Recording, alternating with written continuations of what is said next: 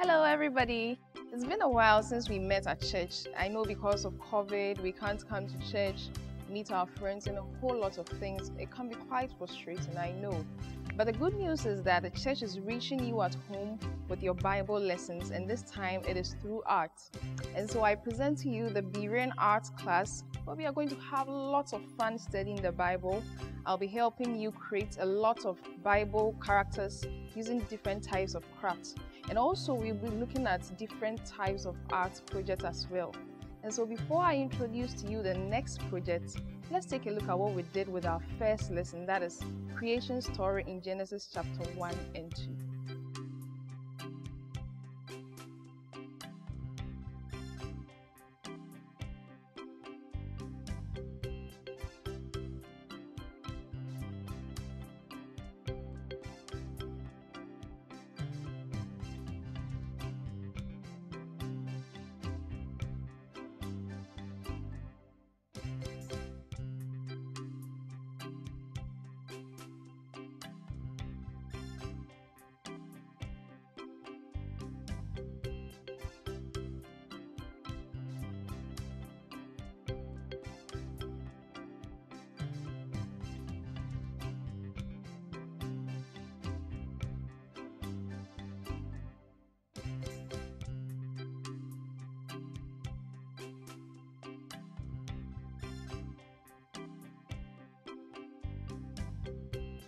Fantastic, you all did a great job. You should be proud of yourself.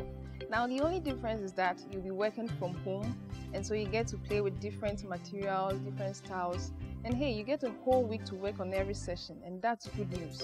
Also, every week, every Saturday afternoon, I'll be checking your work and I'll be available via Zoom platform to see how far you've gotten to. And so let's now take our Bibles and see how Noah's story really happened. This is a story of how a man and his family were saved from destruction. A story about a man in the great flood, found in Genesis chapter 6 to 9. And it came to pass, generations passed after generations. Man began to multiply on the face of the earth, and so did their sins. God saw that the wickedness of man was great, and he regretted ever creating man. But there was one man who found grace in the eyes of God. His name is Noah. He was a man who worshipped God and walked in his ways. So God asked Noah to make an ark, a large wooden ship, for he was going to destroy the earth with flood of waters. However, God spared Noah and his family, his 3 sons, Shem, Ham, and Japheth, and their wives. Also of every living thing of all flesh, 2 of every sort shall he bring into the ark. Noah had great faith in God, and even though it had never rained before, he kept building the ark till it was done. He stocked the ark with supplies. God brought in the animals, both great and small, the fowls and the cattle, after their kind, every creeping thing on the earth, 2 of every sort, male and female. The Lord said, of every clean beast thou shalt take thee by servants, and the male and his female, and of beasts that are not clean by 2. After all was said and done, Noah and his family entered the ark, and the door was shut. It rained for 40 days and 40 nights, till all the hills and the earth was covered with water, but God protected the ark. After 150 days of flooding, God sent in a dry wind, and slowly the ark settled on Mount Ararat.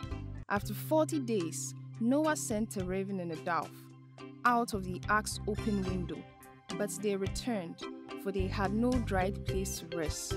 A week later, he sent a dove, and it returned in the evening with an olive leaf in its beak. Another week passed.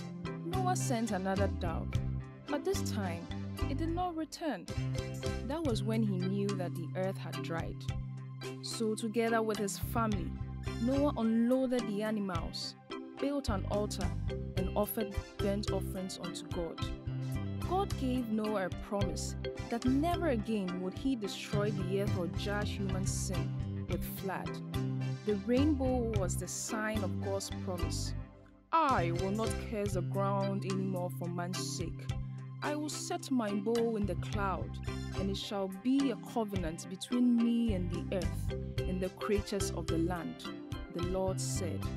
And so, this is how the faith of one man saved the earth. The end. Such a great story. I hope you enjoyed it as I did. The lesson I took from it was that God is always faithful and He protects His own. He also keeps His promise. And so let's take note of the lessons we have taken from this story, as it will help us in our subsequent activities.